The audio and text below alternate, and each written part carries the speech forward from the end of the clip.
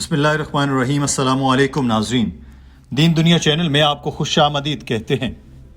ناظرین، اسلام کے نظام میں نکاح کا اختیار زیادہ تر شوہر کے ہاتھ میں ہے۔ اگر شادی کے بعد بیوی کسی بھی وجہ سے شوہر کے ساتھ نہ رہنا چاہے تو وہ شوہر کو طلاق دینے کے لیے راضی کرتی ہے۔ اس کے لیے اسے کچھ مال دینا پڑے تو یہ معاملہ خلا مبارت کہلاتا ہے۔ اگر خلا کا معاملہ گھر میں طے نہ ہو سکے تو بیوی عدالت میں مصالحت کی درخواست کرتی ہے، جو میاں بیوی کو مسئلہ حل کرنے کی مہلت دیتی ہے۔ مسائل حل نہ ہونے کی صورت میں عدالت شوہر کو طلاق دینے کا کہتی ہے۔ اگر شوہر بیوی کے حقوق پورے نہ کرے اور طلاق بھی نہ دے تو اس صورت میں عدالت ان کا نکاح منسوخ کر دیتی ہے۔ یہ معاملہ تنسیخ نکاح کہلاتا ہے۔ حضرت ثابت بن قیس رضی اللہ تعالیٰ عنہ اور ان کی بیوی کا معاملہ رسول اللہ صلی اللہ علیہ وسلم کے سامنے پیش کیا گیا۔ حضرت ثابت کی بیوی کو ان سے کوئی شکایت نہیں تھی، لیکن وہ انہیں پسند نہیں کرتی تھی۔ رسول اللہ صلی اللہ علیہ وسلم نے ان کی علیحدگی کروا دی۔ طلاق کی وجہ زیادہ تر مرد اور عورت کے درمیان ذہنی ہم آہنگی نہ ہونا ہے۔ یہ ایک دوسرے سے نفرت بھی ہو سکتی ہے۔ بے شمار معاشرتی اور نفساتی مسائل کا بھی عمل دخل ہوتا ہے۔ میاں بیوی کے مزاج میں فرق، معاشی اور معاشرتی حیثیت میں فرق، علمی طور پر تضاد اور قربت کے باوجود دوری کا احساس بھی ان باتوں کی بڑی وجہ ہے۔ مگر جو بھی ہو، طلاق کسی بھی معاملے کا حل نہیں، اور اسی لیے اللہ تعالیٰ نے حلال چیزوں میں سے طلاق کو ہی ناپسند فرمایا ہے۔ اب سوال یہ پیدا ہوتا ہے کہ عورتیں کیا طلاق لے سکتی ہیں؟ غیر مسلم عورتوں کو اکثر طلاق کے حق سے متعلق مغالطہ ہوتا ہے، مگر زیادہ تر مسلمان خواتین بھی اپنے طلاق کے حق کو نہیں جانتی، اسی لیے وہ ساری زندگی گھٹ گھٹ کر گزار دیتی ہیں، حالانکہ طلاق جیسا حلال کام ان کی دسترس میں ہوتا ہے۔ آج کی اس ویڈیو میں ہم انہیں معاملات کا احاطہ کرنے کی کوشش کریں گے۔ ناظرین، یہی سوال ایک ہندو خاتون نے بھی ڈاکٹر ذاکر نائک سے کیا۔ آپ اس خاتون کا سوال سنیے، پھر آپ کو اس ساری گفتگو کا ہندی اور اردو میں ترجمہ کر کے بتاتے ہیں۔ Good evening, sir. My name is Simi. My question is, why are the ladies not allowed to divorce their husbands in Islam? ناظرین، ڈاکٹر ذاکر نائک نے اس خاتون کو بتایا کہ اسلام میں عورت کو طلاق کا حق حاصل ہے اور یہ حلال ہے۔ یہ ہر خاتون کی دسترس میں بھی ہے۔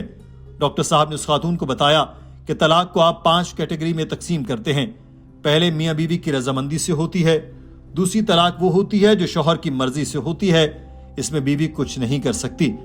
تیسری قسم کی طلاق وہ ہوتی ہے جس میں اگر نکاح نامے میں لکھا ہو تو بیوی بھی طلاق دے سکتی ہے، اور چونکہ نکاح نامہ ایک قسم کا کانٹریکٹ ہوتا ہے تو خاتون اپنی مرضی کی کوئی بھی چیز اس میں لکھوا سکتی ہے، بس وہ قرآن پاک سے اختلاف نہ کرتی ہو۔ خاتون یہ بھی لکھوا سکتی ہے کہ میرا شوہر دوسری شادی نہ کرے، کیونکہ اسلام میں ایک سے زیادہ شادیاں کرنا لازم نہیں ہے۔ اگر شوہر استطاعت رکھتا ہے اور انصاف کر سکتا ہے تو ہی وہ ایک سے زائد شادیاں کر سکتا ہے، ورنہ نہیں۔ خاتون ایسی کوئی بھی شرط رکھ سکتی ہے مگر وہ قرآن پاک کے خلاف نہ جاتی ہو۔ مثال کے طور پر وہ خاتون یہ کہہ نہیں سکتی کہ میرا شوہر نماز نہ پڑھے، کیونکہ یہ اسلام میں فرض ہے، مگر وہ لکھوا سکتی ہے کہ میں بھی طلاق کا حق رکھنا چاہتی ہوں، تو اس کی اجازت ہے۔ چوتھی قسم کی طلاق وہ ہے، یہ نکاح نامے میں نہ لکھی ہو مگر خاتون طلاق لینا چاہتی ہے تو وہ شوہر سے کہہ سکتی ہے کہ میں تمہارے ساتھ نہیں رہنا چاہتی، مجھے طلاق چاہیے، اس کو خلا کہتے ہیں۔ پانچویں صورت یہ ہے کہ شوہر اچھا سلوک نہیں کرتا، طلاق بھی نہیں دیتا، تو خاتون قاضی کے پاس جا کر طلاق لے سکتی ہے، اس کو نکاح فسق کہا جاتا ہے۔ You can categorize divorce into 5 categories. One is by mutual consent of the husband and wife both. First category. Second category, unilaterally by the will of the husband. Similarly, she can put a clause that I too want to give unilateral divorce. It's called as talaq-e-tawfeed or isma. Third category. Fourth category is if she does not mention in the clause, but yet she wants divorce, she can request the husband, I don't want to stay with you. She can request the husband to give divorce. That's called as qala. And the fifth category, if the husband does not agree and if the husband ill-treats her, she can go to the qazi, she can go to the judge, and she can take nikah fask. That means nullification of the marriage. If the husband ill-treats her, does not give her her rights, she can go to the judge and she can nullify the marriage. So even a woman can take divorce. But under normal circumstances, the man has been given the authority. Why? Because in marriage, the person who's the loser is the man, not the woman. The woman gains. If you heard my talk last week on last Saturday, in the talk, women's rights in Islam, subjugated or protected, I mentioned that during marriage, the woman is on the receiving side. The Qur'an says in Surah Nisa chapter 4 verse number 4 that give to the woman in marriage a marital gift, mahr. नाज़रीन, doctor Zakir Naik ने बताया कि इन 5 सूरतों में खातून तलाक ले सकती है और किसी सूरत में नहीं, मगर आम तौर पर शौहर को औरत पर तरजीह दी गई है क्योंकि शादी में जो फरीक ज्यादा फायदे में रहता है वो औरत है। अल्लाह ताला ने सूरह निसा में फरमाया कि मर्द पर लाजिम है कि वो औरत को हक महर दे। शादी से पहले औरत के अखराजात उठाना मर्द की जिम्मेदारी है और शादी के बाद ये जिम्मेदारी शौहर और बेटे की बन जाती है। और अगर तलाक हो जाए तो वालिदैन की जिम्मेदारी है कि वो बेटी का ख्याल रखें। अगर वालिदैन नहीं है तो मुआशरे की जिम्मेदारी है। अगर मुआशरा नहीं तो फिर इस्लामी रियासत की जिम्मेदारी है कि मुतल्लका खातून की देखभाल करें। So imagine before she's married, it is the duty of the man, duty of the father and the brother.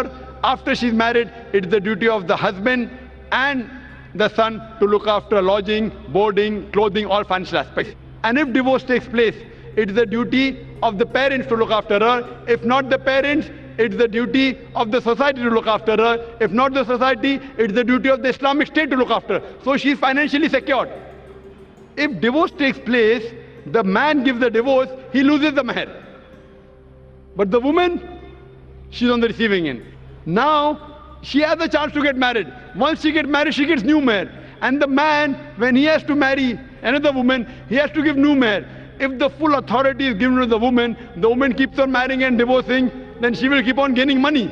Doctor Zakir Naik ने उस खातून को बताया कि जब औरत को तलाक होती है तो हक महर पर उसका हक होता है और अगर वो शादी करती है तो दूसरा शौहर उसको फिर से हक महर देगा और जब मर्द दूसरी शादी करेगा तो उस मर्द को अपनी नई बीवी को हक महर देना होगा। तो मर्द ही ज्यादातर खोता है, औरत फायदे में ही रहती है। डॉक्टर साहब ने शगुफ्ता लहजे में कहा कि सोचे अगर तलाक की पूरी अथॉरिटी ही औरत को दी होती तो वो तलाक पर तलाक लिए जाती, हक महर भी लेती रहती। हॉल कहकों से गूंज उठा। डॉक्टर साहब ने यह कहकर अपनी बात खत्म की कि तलाक का हक औरत को है, मगर ये अच्छी चीज नहीं, आपस में निभाने की कोशिश करनी चाहिए, मगर जब बात हद से गुजर जाए तो फिर क्या हो सकता है। The man status, others have to give a talk on man's rights in Islam. Because if a divorce takes place, man is more of a loser than a woman, financially and otherwise. Woman gets protection from the family, from the society, from the state. Man doesn't.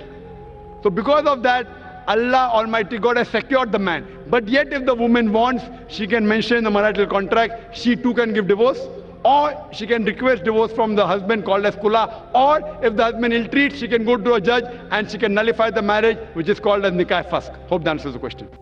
नाज़रीन, doctor Zakir Naik की आज की video के बारे में आपकी राय क्या है? कमेंट सेक्शन में जरूर आगाह कीजिएगा। अपना ख्याल रखिए। अल्लाह हाफिज।